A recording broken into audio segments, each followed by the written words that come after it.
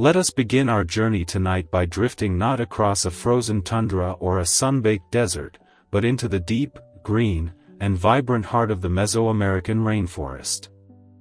Imagine a world teeming with life, a world where the air is thick and heavy with the scent of damp earth, of sweet, exotic blossoms, and of slow, beautiful decay. The canopy above is so dense that the sunlight filters down in soft, dappled rays, painting shifting patterns on the forest floor. This is a world of sound. Can you hear it? The low, guttural call of a howler monkey echoes in the distance, the brilliant, jeweled flash of a macaw cuts through the green, and the constant, rhythmic hum of countless insects forms a soothing, eternal lullaby. It was in this powerful and ancient landscape, a world of both immense beauty and hidden danger, that one of the most brilliant and enigmatic civilizations in all of human history would rise, flourish, and then mysteriously, almost silently, fade away. This is the story of the Maya.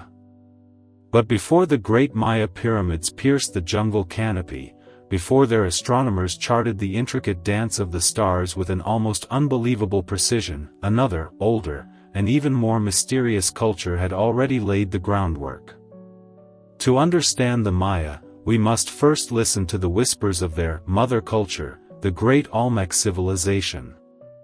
The Olmecs emerged along the humid, fertile lowlands of the Gulf of Mexico around 1500 BCE.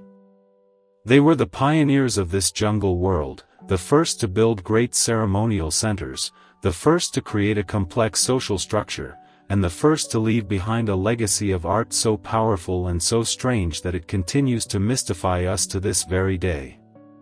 What is the most iconic and enduring legacy of the Olmecs? It is their colossal stone heads. Imagine walking through the dense jungle and suddenly coming face to face with a giant, intricately carved human head, standing over 9 feet tall and weighing many tons. These heads, carved from massive boulders of volcanic basalt that were quarried and transported over immense distances, are powerful and realistic portraits of what we believe to be their mighty rulers. Each face is unique, each with its own distinct features, its own powerful, downturned mouth, and its own intricate headdress. These great stone heads are not angry or warlike, they are serene, they are powerful, and they are eternal, a silent and imposing testament to the power and the sophistication of this first great Mesoamerican civilization. The Olmecs were more than just master sculptors. They were the first in this part of the world to develop a complex and hierarchical society. They built great ceremonial centers, like San Lorenzo and La Venta, with large, earthen pyramids and sophisticated drainage systems. And it was the Olmecs who first began to develop the cultural and religious traditions that would come to define all of the later Mesoamerican civilizations. They revered the powerful jaguar, a creature they saw as a symbol of strength and of shamanistic power, and they created beautiful art that often blended the features of humans and of jaguars. They played a ritual ball game, a sacred and dangerous sport that would later be adopted by the Maya and the Aztecs. And they may have even been the very first civilization in the Western Hemisphere to develop a system of writing, leaving behind mysterious symbols that we are still trying to fully understand. But the story of the Olmecs is also a story of mystery. Around the year 400 BCE, their great civilization began to decline. Their ceremonial centers were abandoned, and their magnificent colossal heads were, in many cases, deliberately and systematically buried. Why did this happen? Did they suffer from internal conflict? Did a changing climate disrupt their agriculture? Or did they simply evolve and blend into the new cultures that were beginning to rise around them? We may never know for sure. The Olmecs, in many ways, remain a great and beautiful riddle, a mysterious overture to the grand symphony of Mesoamerican civilization. They were the first, the pioneers, and they left behind a powerful and enduring legacy, a cultural DNA that would be inherited by all the great civilizations that were to follow. And from the fertile ground that they had prepared, a new and even more brilliant civilization, the Maya, was about to rise, ready to build their own magnificent cities and to chart their own unique and extraordinary course through history. As the mysterious influence of the great Olmec civilization began to wane, a new and brilliant culture began to flourish in the highlands and the lush, green lowlands of Mesoamerica. This was the dawn of the Maya. During the long and formative late pre-classic period, which lasted from around 400 BCE to 250 CE, the early Maya communities began to grow in both size and in complexity. They were a people who were deeply and profoundly connected to the world around them, to the sacred rhythms of the jungle, and to the great, cosmic dance of the sun, the moon, and the stars. Their society was organized not as a single, unified empire like that of the Egyptians or the Romans, but as a dynamic and often intensely competitive network of independent city-states, each one ruled by its own divine king, or Ajah. And it was during this period that the first great Maya cities began to rise from the jungle floor, great ceremonial centers that would become the very heart of their civilization. Can you picture it? In the dense and humid heart of the Petén Basin, in what is now modern-day Guatemala, great city-states like Tikal, Calakmul, and the truly massive El Mirador began to emerge. These were not just cities in our modern sense of the word, they were sacred landscapes, vast and complex urban centers that were carefully planned and constructed to reflect the Mayas' intricate and beautiful understanding of the cosmos. At the very center of these cities stood magnificent ceremonial complexes, with great, towering pyramids, sprawling plazas where thousands of people could gather, and sophisticated stone causeways known as sakbiab, or white roads, that connected the major parts of the city. The early Maya were master builders, and they constructed these immense structures without the use of metal tools, without draft animals, and without even the wheel. They used the abundant limestone of the region, quarrying massive blocks and moving them with an incredible and highly coordinated human effort. The pyramids themselves, often built with steep and imposing staircases that seemed to reach to the heavens, were not tombs in the Egyptian sense, but were great, man-made mountains, sacred platforms upon which great temples were built to honor the gods and to observe the movements of the celestial bodies. The political landscape of the early Maya world was a complex and constantly shifting tapestry of alliances, of rivalries, and of warfare. The great city-states, particularly the two emerging superpowers of Tikal and Calakmul, were often locked in a great and epic struggle for dominance, vying for control of the lucrative trade routes that crisscrossed the region, and for influence over the smaller, surrounding kingdoms. The kings of these cities, the Ajah, were more than just political and military leaders, they were seen as divine figures, as powerful shamans who could act as intermediaries between the mortal world and the supernatural realm of the gods and the ancestors. Their power and their legitimacy were constantly being reinforced through a series of elaborate, dramatic, and often public rituals and ceremonies. These divine kings would adorn themselves in magnificent and otherworldly costumes, with great, towering headdresses of brilliant, iridescent quetzal feathers, and heavy necklaces and pectorals of polished, green jade, a stone that they believed was more precious than gold, a sacred symbol of life, of water, of fertility, and of the great maize god himself. The early Maya also began to develop their own unique and sophisticated artistic and intellectual traditions, building upon the rich foundations that had been laid by their Olmec predecessors. They created beautiful and vibrant murals, intricate pottery, and delicate carvings in both stone and in bone. Their art was rich with symbolism, depicting the great gods of their pantheon, the epic stories of their creation myths, and the important historical events in the lives of their kings, their births, their accessions to the throne, their great victories in battle. And it was during this formative period that they began to develop one of the most complex and beautiful writing systems in all of the ancient world, the Maya hieroglyphs. This intricate system of symbols, which we will explore in a later chapter, would allow them to record their history, their science, and their religious beliefs with an incredible and lasting precision. The early Maya were brilliant and patient astronomers and mathematicians, and their deep and intricate understanding of the cosmos was at the very heart of their civilization. They developed a sophisticated and incredibly accurate calendar system, and they carefully and deliberately aligned their great buildings with the precise movements of the sun, the moon, and the planet Venus. For the Maya, the universe was a great, ordered, and living entity, a sacred stage upon which the great drama of gods and humans unfolded. And the role of humanity, and particularly of the divine king, was to live in harmony with its great and sacred rhythms, to honor the gods through ritual and sacrifice, and to ensure the continued stability and renewal of the cosmos.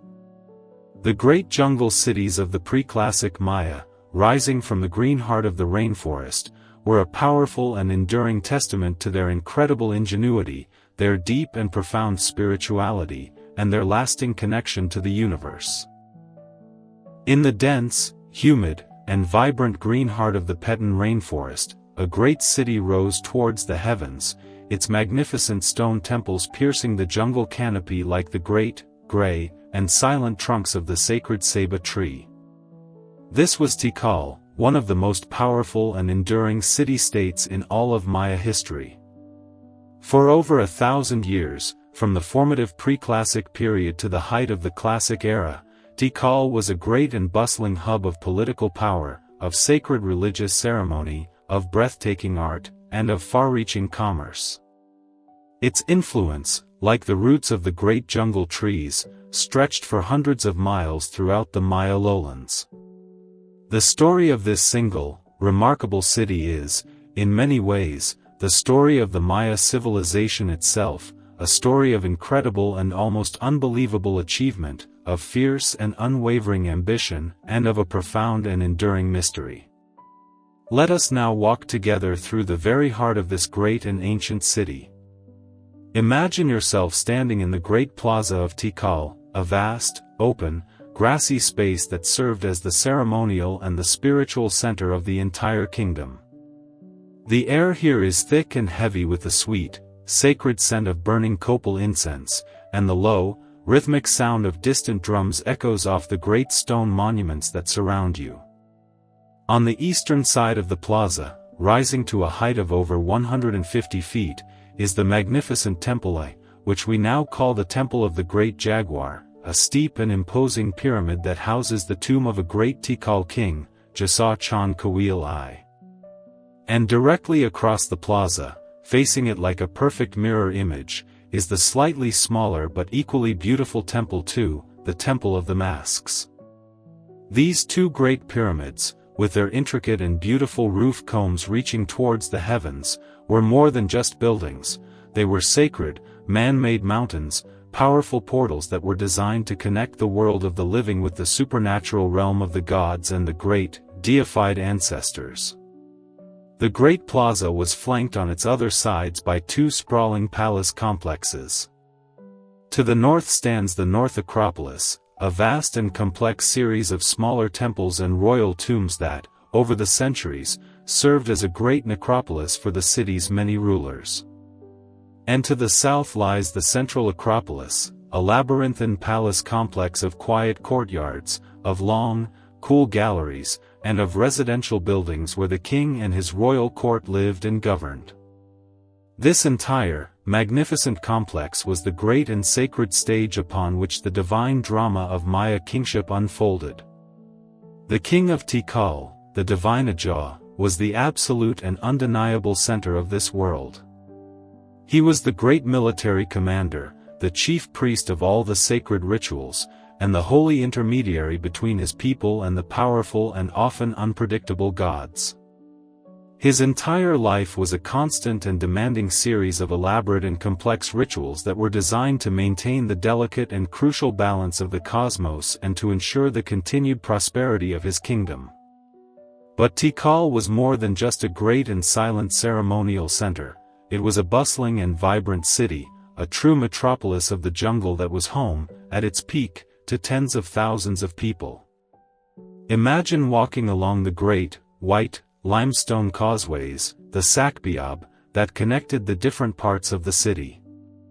You would see great, open marketplaces, teeming with merchants who had traveled for hundreds of miles to trade their precious goods, brilliant, iridescent feathers from the quetzal bird, precious green jade that was more valuable than gold, sharp obsidian for their tools and their weapons, and beautiful, intricately painted pottery.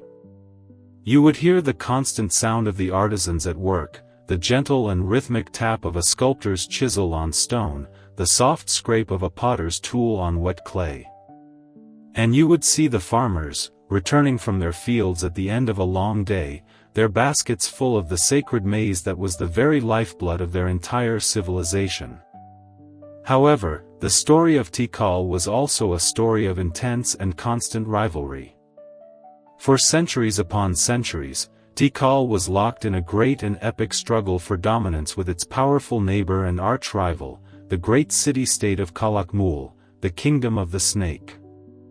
This was a true superpower rivalry of the ancient world, a great and complex chess match that was played out across the entire Maya world, with smaller kingdoms being forced to choose sides, their loyalties constantly shifting in the ever-changing political landscape.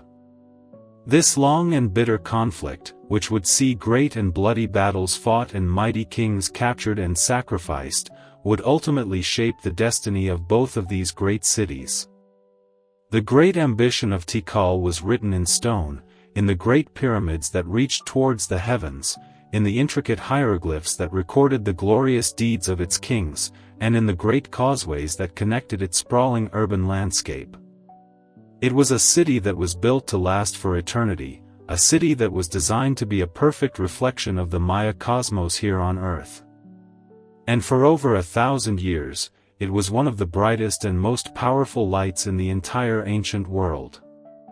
But like all the great cities of the classic Maya, its light was destined to one day fade, its magnificent plazas falling silent, its great temples slowly being reclaimed by the inexorable and gentle embrace of the jungle, leaving behind only a beautiful and profound mystery for us to one day rediscover.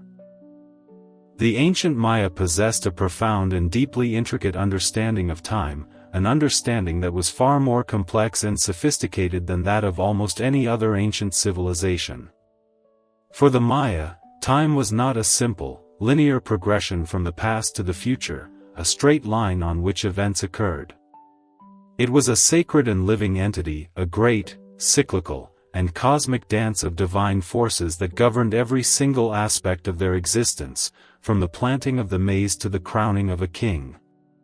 They were true masters of astronomy, brilliant and incredibly patient observers of the heavens, and they developed a series of incredibly complex and remarkably accurate calendar systems that were at the very heart of their society.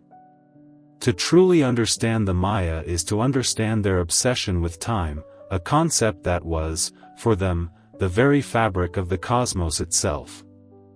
What was the foundation of their incredible astronomical and calendrical knowledge? It was their sophisticated and advanced system of mathematics. In a truly remarkable intellectual leap, the Maya, completely independently, developed the concept of the number zero, often representing it with a beautiful shell-like glyph. Can you imagine the power of this idea? The invention of zero allowed them to create a positional number system, a vigesimal, or base 20 system, that was incredibly flexible and efficient. This system enabled them to make complex and highly accurate calculations, and to record and to manipulate incredibly large numbers, a capability that was absolutely essential for their precise astronomical observations and their intricate calendar systems. The Maya used not one, but several different calendars simultaneously, each one tracking a different cosmic or earthly cycle, their gears interlocking like a great, celestial machine. The two most important of these were the Tsokin and the Hab. The Tsokin was the sacred calendar, a 260-day cycle that was formed by the intricate combination of 20 different day names with 13 numbers. Each day had its own unique spiritual significance, its own patron deity, and its own set of prophecies and omens. This sacred calendar was used primarily for divination, for scheduling important religious ceremonies, and for determining the fate and the personality of individuals based on their birth date. The Hab, on the other hand, was the civil, or solar, calendar. It consisted of 365 days, divided into 18 months of 20 days each, with a final, special, and often dangerous period of 5 unlucky days at the end of the year, a time when the portals to the underworld were believed to be open. These two great calendars, the sacred and the civil, were intricately woven together to form a much larger cycle, a 52-year calendar round. This meant that a specific combination of a Tsokin day and a Hab day would only repeat once every 52 years, a period of great significance and often a time of great and important religious ceremonies to mark the turning of an age. But the Maya's conception of time extended far beyond this 52-year cycle. They also developed a system for tracking time over vast, almost unimaginable, spans of history and mythology. This was the long count calendar, a system that allowed them to record their history within a great, sweeping, linear progression of time. The long count calendar began at a mythical creation date, corresponding to the year 3114 BCE in our own calendar, and it was used to mark the great cycles of the universe. The end of one of these great cycles, a period of over 5,000 years, was famously and mistakenly interpreted by many in our modern world as a prediction of the end of the world in 2012. But for the Maya, it was not an end, but simply the turning of a great cosmic page, the peaceful and natural beginning of a new and beautiful cycle of creation. How did they achieve such incredible astronomical accuracy without the use of modern telescopes? The Maya were patient and meticulous observers of the heavens. From their great, open plazas and from the tops of their tall pyramids, which often served as dedicated celestial observatories, they charted the movements of the sun, the moon, the planets, and the stars with an incredible precision. They created detailed astronomical tables, such as those found in the famous Dresden Codex, one of the few Mayan books to have survived the Spanish conquest.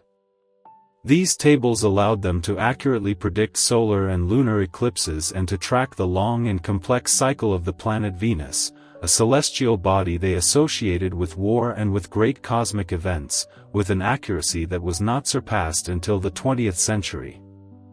This deep and intimate knowledge of the cosmos was not just a scientific pursuit, it was a sacred one.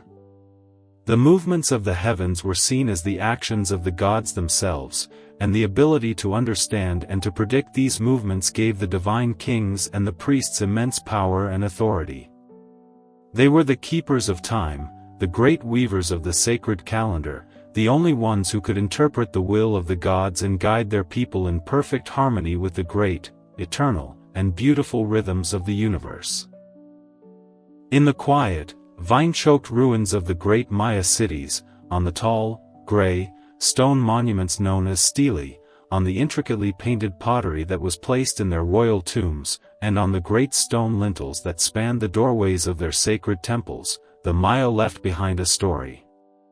It was a story that was written not in a simple alphabet like our own, but in one of the most beautiful, complex, and visually stunning writing systems ever created by the human mind, the Maya hieroglyphs.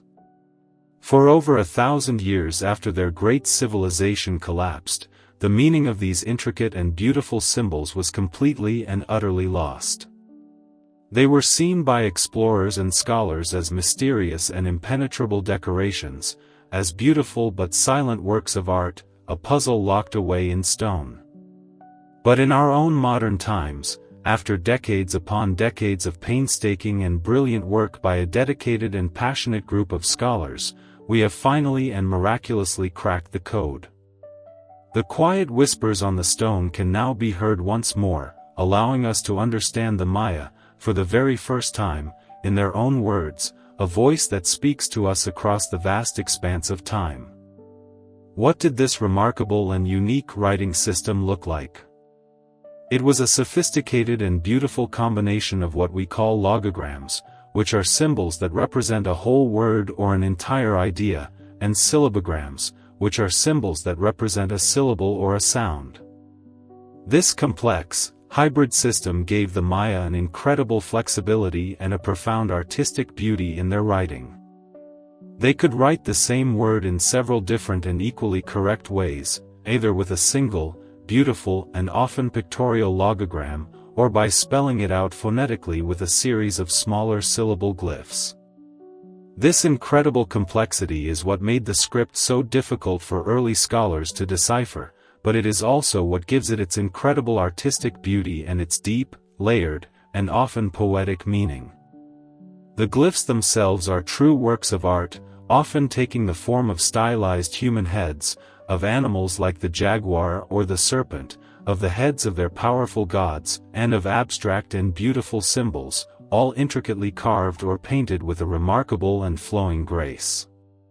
For centuries, the meaning of these glyphs remained a complete and total mystery. The early Spanish conquistadors, who arrived in the 16th century, filled with a fervent and often destructive religious zeal, saw the Maya books, which were written on long strips of folded fig bark paper, as works of the devil. In a tragic and catastrophic act of cultural destruction, the Spanish bishop Diego de Landa, in the year 1562, ordered the burning of all the Maya books he could find.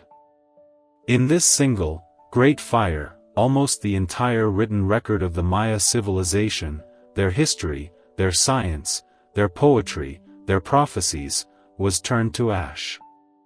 Only 4 of these precious and beautiful codices are known to have survived to the present day. This immense and irreversible loss of knowledge made the task of decipherment almost impossibly difficult for the scholars who would come centuries later. For a long time, scholars believed that the Maya script was purely symbolic and mystical, that it did not represent a spoken language, but only a series of abstract, religious concepts. But in the middle of the 20th century, a series of brilliant breakthroughs began to change everything. A Russian scholar named Yuri Norizov, working in almost complete isolation in the Soviet Union, proposed a radical and revolutionary new idea.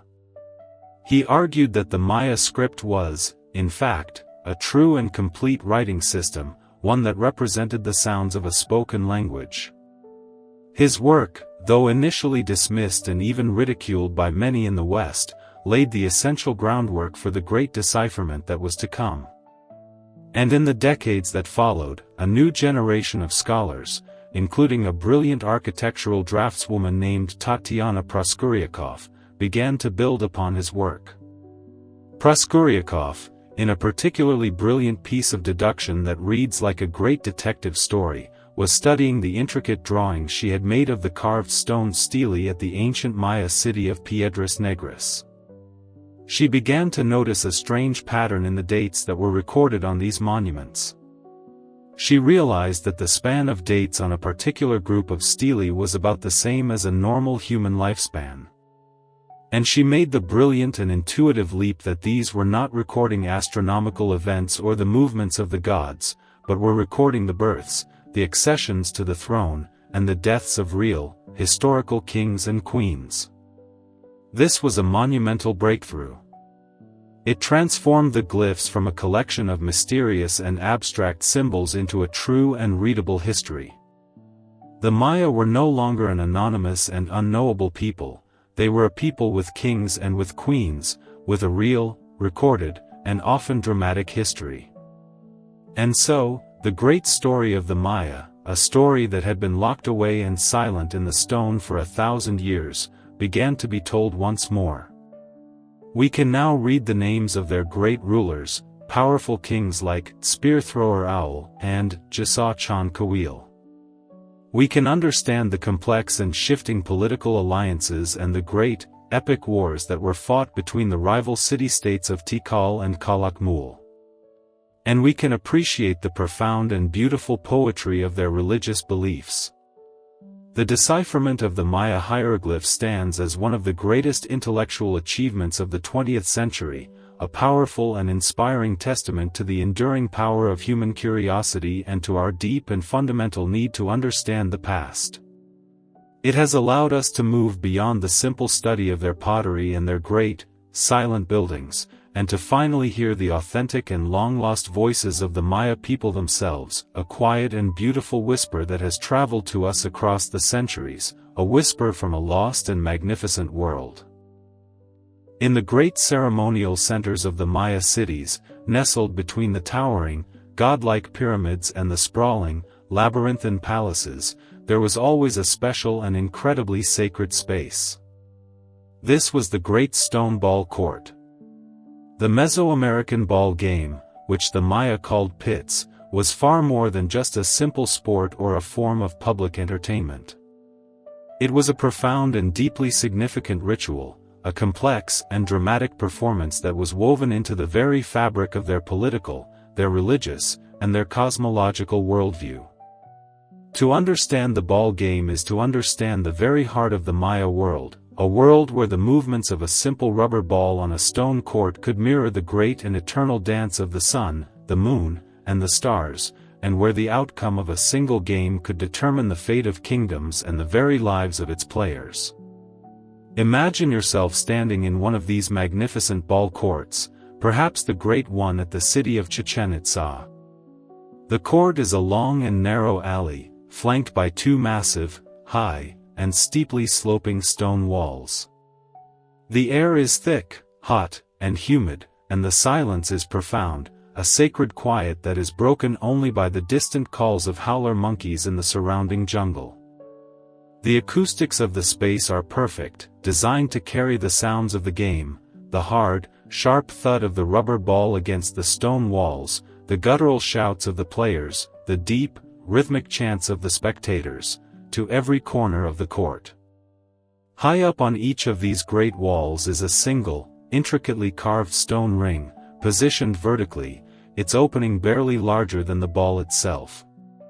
This was not just a playing field, it was a grand and sacred theater, a liminal space, a place that was seen by the Maya as a powerful portal, a threshold between the world of the living and the great, supernatural realm of the underworld, the dark and dangerous place they called Xibalba.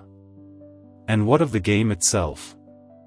The players were elite and highly trained athletes, often members of the noble class, and sometimes, even captured kings or princes from a rival city-state, their very lives hanging in the balance of the game's outcome. Their bodies were strong and agile, and they were adorned in heavy, protective gear, thick leather yokes worn around their waists, and heavy pads on their knees and their elbows to protect them from the hard, unforgiving stone. The ball was not light and hollow like a modern ball, it was made of solid, heavy rubber, which was harvested from the sap of local trees, and it could weigh as much as 8 or 9 pounds. The rules of the game were complex and varied from city to city, but the basic objective was to keep this heavy and dangerous ball in play, using only your hips, your thighs, and your shoulders to strike it. To use your hands or your feet was strictly forbidden. The ultimate goal, a feat of almost unbelievable skill and precision, was to drive the heavy ball through one of the high stone rings, an act that would often bring the game to an immediate and glorious end. But the true and profound significance of the ball game lay not in the sport itself, but in its deep and powerful cosmological meaning. For the Maya, the game was a sacred reenactment of their great creation myth, as told in their holy book, the Popol Vuh. This story tells of the hero twins, Hunahpu and Xbalanque, who descended into the dark underworld, into Xibalba, to play a great ball game against the sinister lords of death. The twins, through their incredible cleverness and their divine skill, ultimately defeat the gods of the underworld in the ball game, a great and cosmic victory that allows for the creation of the current world and the birth of humanity from the sacred maize. And so, every single time the Maya played their sacred game, they were reenacting this great, cosmic struggle between the forces of life and of death, between the forces of light and of darkness. The ball court itself was seen as a great and physical portal to the underworld, and the game was a vital ritual that helped to maintain the delicate and crucial balance of the cosmos. The movement of the heavy rubber ball across the court was also thought to mirror the movements of the celestial bodies, the eternal and beautiful dance of the sun, the moon, and the planet Venus across the heavens. The game was played for the highest of stakes. It was often used to resolve political disputes between rival city-states, a way to wage war through ritual rather than through open and destructive conflict.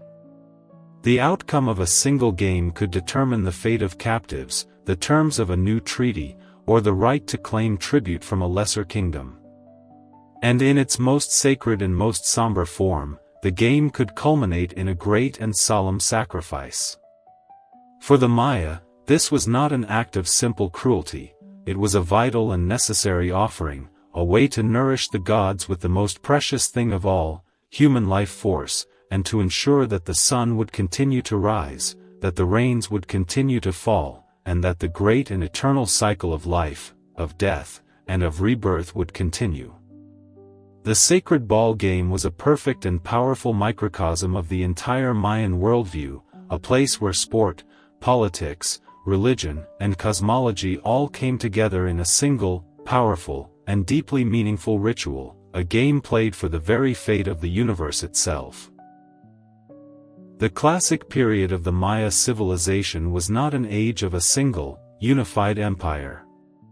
Instead, the political landscape of the Maya lowlands was a complex and shifting mosaic of dozens of independent city-states, each one ruled by its own divine king, or Ajah. And for centuries upon centuries, this entire world was dominated by the epic rivalry of two mighty superpowers, two great jungle kingdoms whose ambitions would shape the destiny of millions. This was the great struggle between Tikal, the proud kingdom of the jaguar, and its powerful and unyielding arch-rival, the great city-state of Calakmul, the kingdom of the snake.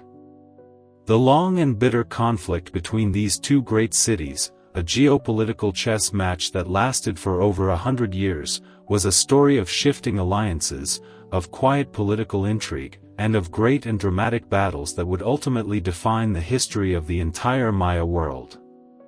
In the early classic period, the great city of Tikal had emerged as one of the most dominant powers in the Maya lowlands. Its kings were powerful, its trade networks were vast, and its cultural influence stretched far and wide.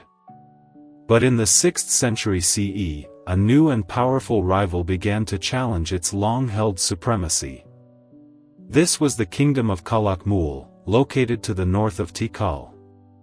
The rulers of Calakmul, the Snake Kings, were master strategists and brilliant, patient diplomats. They began to forge a vast network of alliances with the smaller city-states that surrounded Tikal, slowly and methodically creating a great ring of power, a strategic encirclement that was designed to slowly and surely strangle their great rival. Can you picture it? A great political map of the jungle, with the lines of loyalty and of enmity constantly shifting, as smaller kingdoms, caught between these two giants, were forced to choose sides in this great and dangerous game. The simmering tension between these two great powers finally erupted into open warfare in the middle of the 6th century. And in the year 562 CE, a catastrophic event occurred, a great and shocking turning point in the history of Tikal. The forces of Calakmul and its powerful allies launched a major, coordinated attack on Tikal and won a decisive and utterly devastating victory. The king of Tikal was captured and, it is believed, was taken back to the great city of Calakmul, where he was sacrificed in a great and humiliating public ritual. The defeat was so total and so profound that it ushered in a period of over a century of silence, of darkness, and of decline for the once mighty city of Tikal, a period that modern archaeologists now refer to as the Tikal hiatus. For 130 long years, almost no new monuments were built in the city. The great inscriptions that had for so long recorded the glorious deeds of its kings now fell silent. The great jaguar of Tikal had been humbled, its roar reduced to a whisper, and the great serpent of Calakmul now reigned supreme over the entire Maya world. Imagine the quiet and somber atmosphere in the great plazas of Tikal during this long and difficult period of decline.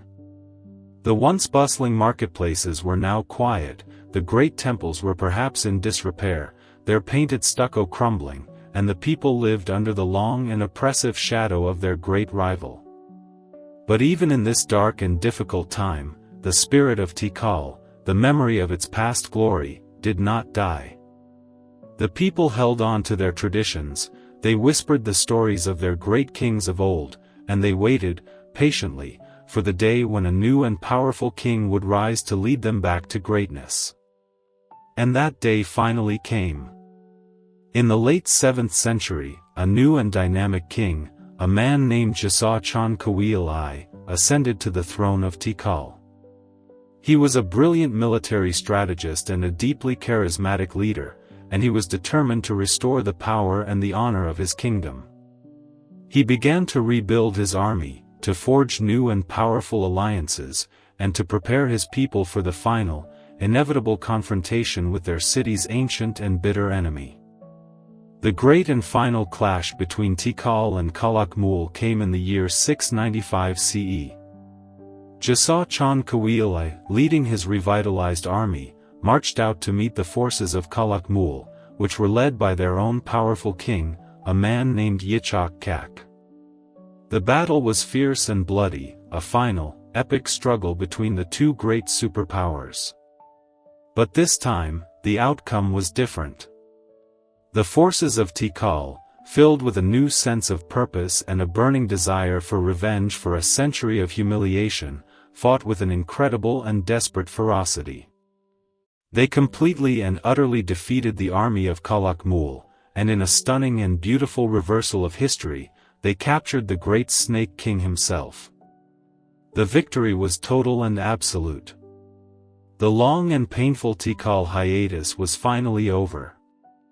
Jasa Chan Kawil I returned to Tikal as a triumphant hero.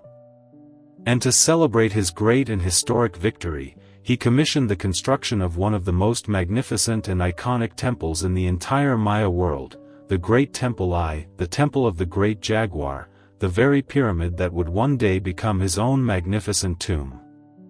The construction of this great temple, its steep and imposing form reaching towards the heavens, marked the beginning of a new golden age for Tikal, a great renaissance of art, of architecture, and of political power. The great jaguar had finally and decisively triumphed over the serpent, and Tikal once again stood as the most powerful and most glorious city in the entire Maya world, its great pyramids a powerful and eternal testament to its incredible ambition and its profound and enduring resilience. In the heart of the classic period, around the 8th century CE, the Maya civilization was at its absolute zenith. The great jungle cities, like Tikal, Calakmul, and Copan, were thriving and vibrant centers of art, of science, and of religious life. Their populations numbered in the tens of thousands, their plazas were filled with bustling marketplaces, and their great pyramids pierced the jungle canopy, magnificent testaments to the power of their divine kings. The intricate hieroglyphic script recorded their histories with an elegant precision, and their brilliant astronomers charted the movements of the heavens with an accuracy that was unparalleled in the ancient world. It was a golden age, a time of immense confidence and incredible cultural achievement. And then, something began to go terribly wrong. Beginning in the late 8th century and continuing into the 9th century, a profound and mysterious crisis began to sweep through the southern Maya lowlands, the very heartland of the classic Maya civilization. One by one, the great cities began to decline. The construction of magnificent new temples and monuments, which had been the hallmark of their civilization for centuries, suddenly and completely ceased. The last dates were carved onto the great stone stelae, and then, the historical record falls silent. And in the decades that followed, the people began to abandon their great cities, leaving their magnificent palaces, their sacred temples, and their bustling plazas to be slowly and inexorably reclaimed by the silent, green embrace of the jungle. This was the great classic Maya collapse, one of the most enigmatic and intensely debated mysteries in all of world history. What could have caused such a brilliant and sophisticated civilization to so completely and so suddenly unravel? The answer, it seems, is not a simple one. There was likely no single, catastrophic event that led to the collapse, but rather a complex and interconnected series of challenges that, when combined, created a perfect storm of environmental, political, and social crises that the Maya were ultimately unable to overcome. One of the most powerful and compelling of these theories points to a series of prolonged and severe droughts. Scientific evidence, which has been gathered from lake bed sediments and from cave stalagmites, indicates that the region experienced a dramatic and long-lasting shift in its climate during this period. For a civilization like the Maya, whose entire existence was so completely and totally dependent on agriculture, on the regular and predictable cycle of the rains to grow their sacred maize, a prolonged drought would have been absolutely catastrophic. It would have led to widespread crop failures, to famine, and to a severe scarcity of drinking water, placing an immense and unbearable strain on the entire society. Another key factor was likely the escalating and increasingly destructive warfare that was taking place between the rival city-states. The constant and endemic conflict, which had for so long been a part of the Maya political landscape, seems to have intensified during this period. The archaeological evidence suggests that the nature of their warfare had changed, moving from more ritualized, captive-taking raids to brutal, all-out wars that involved the destruction of entire cities and the large-scale displacement of their populations. This endemic warfare would have disrupted trade routes, destroyed agricultural land, and created a pervasive and constant state of fear and instability, further weakening the foundations of their society. And it is also possible that the Maya's own incredible success contributed to their downfall. The great cities of the classic period had supported large and dense populations, and this may have led to a severe and unsustainable environmental degradation. The clearing of vast tracts of the jungle for agriculture would have led to widespread deforestation and soil erosion, which in turn would have exacerbated the effects of the droughts. The Maya, in a tragic irony, may have become the victims of their own success, their large and complex society placing a greater strain on the delicate rainforest ecosystem than it could ultimately bear.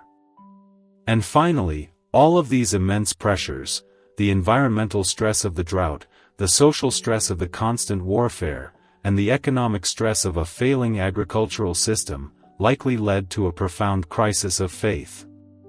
The divine kings, the Ajah, whose power and legitimacy were so deeply tied to their supposed ability to communicate with the gods and to ensure the prosperity of their people, now found themselves powerless in the face of these mounting and insurmountable challenges.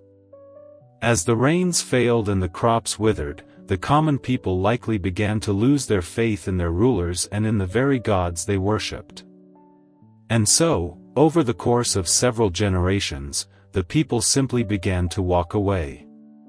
They abandoned their great stone cities, their magnificent temples, and their royal palaces, and they moved away, perhaps to smaller, more sustainable villages in the countryside, or perhaps north, to the new cities that were beginning to rise in the Yucatan Peninsula.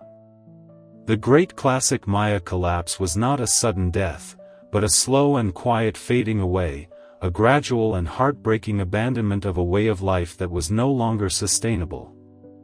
The great jungle cities, once the vibrant heart of a brilliant civilization, were left to the silence, to the rain, and to the creeping vines of the jungle, their secrets and their stories waiting for centuries to be rediscovered. As the great southern cities of the classic Maya world were slowly and quietly being reclaimed by the relentless and gentle embrace of the jungle, a new and vibrant chapter in the Maya story was beginning to unfold in the north. On the flat, dry, and arid plains of the Yucatan Peninsula, a different kind of civilization was rising, a civilization that would be defined by a remarkable and powerful fusion of the old, traditional Maya ways with new and powerful influences that were sweeping down from the heart of central Mexico. While the south declined, the north was experiencing a great and brilliant renaissance. This was the post-classic period, and its most magnificent and enduring symbol was the great and truly awe-inspiring city of Chichen Itza. What was this new city like? Chichen Itza was, in many ways, a complete and total departure from the great, towering jungle cities of the south like Tikal. Its architecture was a stunning and beautiful blend of the traditional, intricate Maya styles with the powerful and more militaristic art of the Toltec people, a great and influential civilization from central Mexico. Can you picture it? Great, open plazas that were far larger than those of the southern cities, vast and impressive colonnaded halls with hundreds of intricately carved stone columns, and magnificent temples that were adorned with powerful new images of feathered serpents, of jaguars, and of eagles devouring human hearts. The city was a true cosmopolitan center, a vibrant melting pot of different cultures and ideas, and its influence would come to dominate the entire Yucatan Peninsula for centuries. At the very heart of this magnificent city stands its most famous and most iconic structure, a building that is now recognized as one of the new wonders of the world, the Great Pyramid known to us today as El Castillo, or the Temple of Kukulkan. Kukulkan is the Maya name for the great feathered serpent god, a powerful and ancient deity that was also worshipped by the Toltecs and, later, the Aztecs, under the name Quetzalcoatl. This magnificent, nine-stepped pyramid is more than just a temple, it is a masterpiece of architectural and astronomical genius, a great, silent, stone calendar that perfectly and beautifully embodies the Maya's profound and intricate understanding of time. Each of its 4 great stairways has 91 steps, and when you add them all together and include the single, final step of the top platform, the total number of steps is 365, the exact number of days in the solar year. But the true and breathtaking magic of El Castillo reveals itself only twice a year, on the spring and the autumn equinoxes. On these 2 days, as the late afternoon sun begins to set, a remarkable and beautiful play of light and of shadow occurs. The corner of the pyramid's 9 great steps casts a series of triangular shadows onto the side of the great northern staircase, creating the perfect and stunning illusion of a massive and undulating serpent that is slowly and gracefully descending from the heavens. This great, shadowy serpent connects the temple at the very top of the pyramid with the great, carved stone serpent heads that are at the base of the staircase, a breathtaking and deeply symbolic representation of the great god Kukulkan returning to the earth. This incredible and beautiful spectacle continues to draw thousands of visitors to the ancient city every year, a powerful and enduring testament to the incredible skill and the sacred and secret knowledge of the Maya architects and astronomers. Chichen Itza was also home to the largest and most magnificent ball court in all of Mesoamerica. The Great Ball Game, as we have seen, was a sacred and central part of Maya life, a ritual that was deeply connected to their creation myths and their understanding of the cosmos. And the Great Court at Chichen Itza, with its massive, high walls and its beautifully carved stone rings, was the grandest and most imposing stage of all for this sacred and often deadly game. The city also features other remarkable structures, such as the Great Temple of the Warriors, with its vast colonnaded hall and its famous Chacmul statue, and the mysterious sacred cenote, a large, natural sinkhole that was used by the Maya for ceremonial offerings and, it is believed, for human sacrifices to the rain god, Chac. The rise of Chichen Itza and the other great northern cities marked a significant and profound shift in the very nature of Maya civilization. While the classic cities of the south had been ruled by powerful and divine kings who were primarily seen as shamanistic intermediaries with the gods, the post-classic cities of the north were often ruled by powerful councils of nobles or by military alliances, a more secular and more militaristic form of governance. The art and the architecture of this period reflect this change, with a greater and more public emphasis on themes of warfare, of conquest, and of human sacrifice. But the story of Chichen Itza, too, with all its glory and its power, would eventually come to an end. By the 13th century, its influence began to wane, and the great city was eventually abandoned, its great plazas falling silent, its magnificent pyramids left to the sun and the wind. The reasons for its decline are, like the great collapse of the southern cities, a subject of intense debate among historians. But the great legacy of Chichen Itza, the legacy of a brilliant and powerful renaissance in the north, remains a crucial and fascinating chapter in the long and epic story of the Maya people. As the great post-classic cities of the northern Yucatan, like the magnificent Chichen Itza and the later, powerful city of Mayapan, began their own slow decline due to internal conflicts and shifting trade routes, the Maya world found itself once again fragmented into a series of smaller, fiercely independent, and often warring kingdoms. And it was into this complex and divided political landscape that a new and utterly alien force arrived in the early 16th century, a force that would come from across the great, Eastern Ocean. In the year 1517, the first Spanish ships, great, towering wooden castles that moved as if by magic, without paddles, appeared off the coast of the Yucatan Peninsula. The Maya, who had never seen such vessels before, were filled with a mixture of profound awe, of deep curiosity, and of a dark, unsettling suspicion. Who were these strange, pale-skinned men, their bodies encased in gleaming, hard metal that shone like the sun? What did they want? This first, tentative encounter marked the beginning of a long and brutal conflict, a clash of worlds that would last for over 150 years and would ultimately result in the subjugation of the last independent Maya kingdom. The Spanish conquest of the Maya lands was not a single, swift event like their dramatic and rapid conquest of the great Aztec or the Inca empires. The Maya, with their decentralized network of fiercely independent city-states, proved to be a far more difficult and frustrating foe to conquer. There was no single, central capital to capture that would cause the entire empire to collapse. There was no single emperor to overthrow. Instead, the Spanish found themselves fighting a long and grueling series of campaigns, a protracted and bloody jungle war that was fought city-state by city-state, kingdom by kingdom. The Spanish possessed a series of immense and almost overwhelming technological advantages. Their hard, steel swords and their intricate plate armor could easily deflect the obsidian-edged weapons of the Maya warriors. Their crossbows and their early firearms, the arquebus, though slow to reload, had a terrifying and deadly power, creating a sound and a fury that the Maya had never known. And perhaps most terrifying of all were their horses, great, powerful, and almost demonic beasts that the Maya had never seen before, which gave the Spanish cavalry an incredible advantage in mobility and shock value in open battle. But the Maya were fierce and determined warriors, and they were fighting on their own home turf, for their homes, for their gods, and for their very way of life.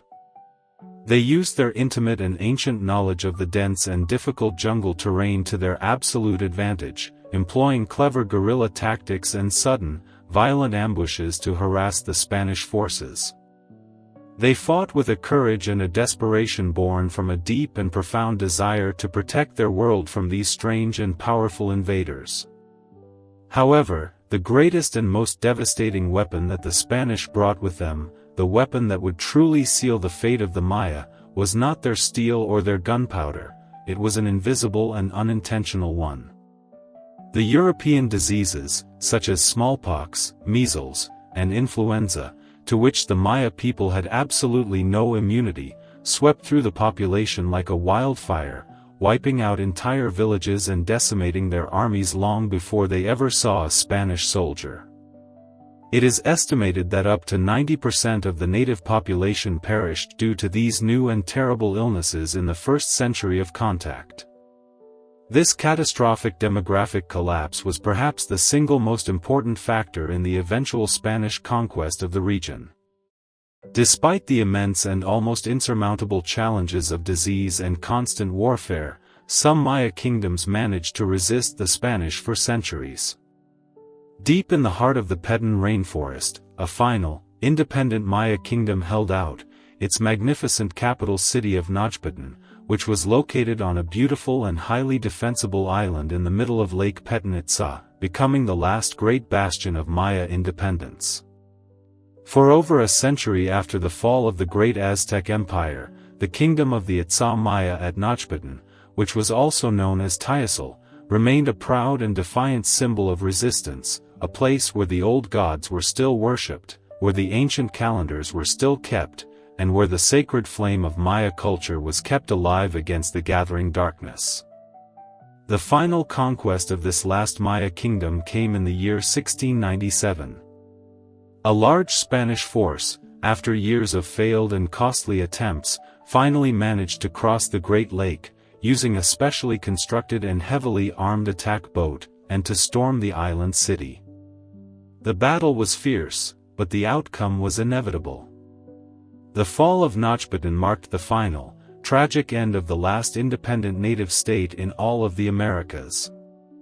The long and brilliant story of the independent Maya civilization, a story that had begun over 2,000 years earlier with the first great cities of the pre-classic period, had finally, and irrevocably, come to its end.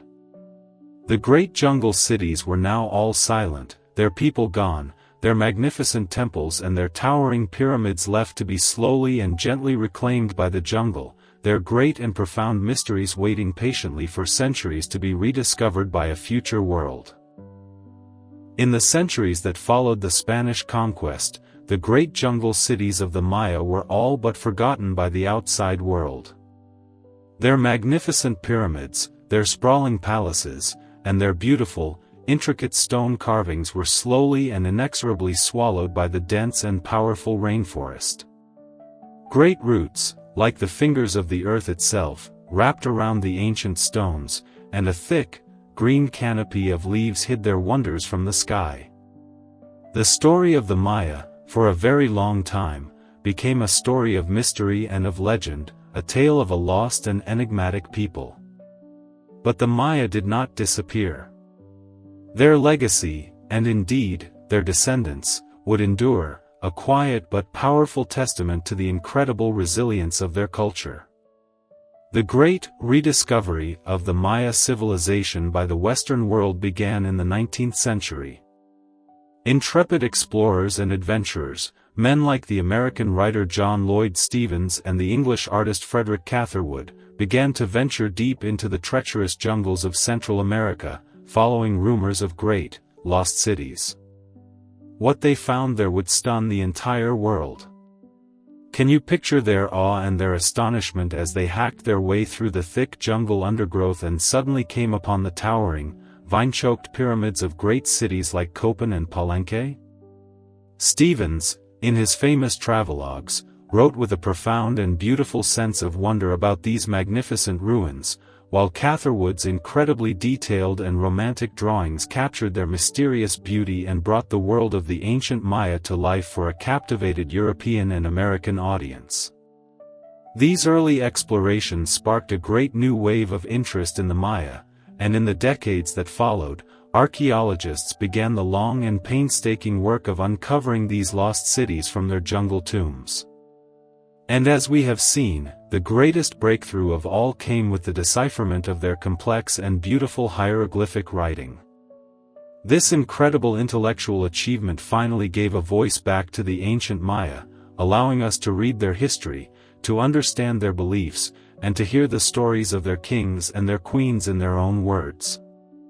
But perhaps the most important and most profound legacy of the Maya is not to be found in the silent ruins of their cities or in the intricate glyphs on their stone monuments. It is a living legacy. The Maya people did not vanish with the collapse of their great cities. Today, Over 6 million Maya people still live in their ancestral homelands in Mexico, in Guatemala, in Belize, and in Honduras. Many of them continue to speak the ancient Mayan languages, they continue to practice the ancient traditions, and they continue to maintain a deep and powerful spiritual connection to the land and to the sacred sites of their ancestors.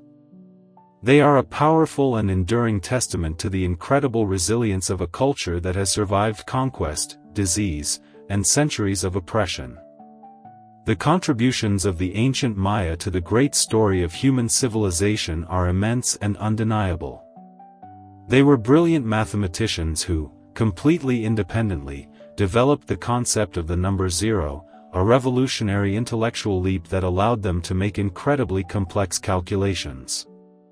They were patient and meticulous astronomers who charted the movements of the stars with an accuracy that was, in some cases, not surpassed until our own modern times.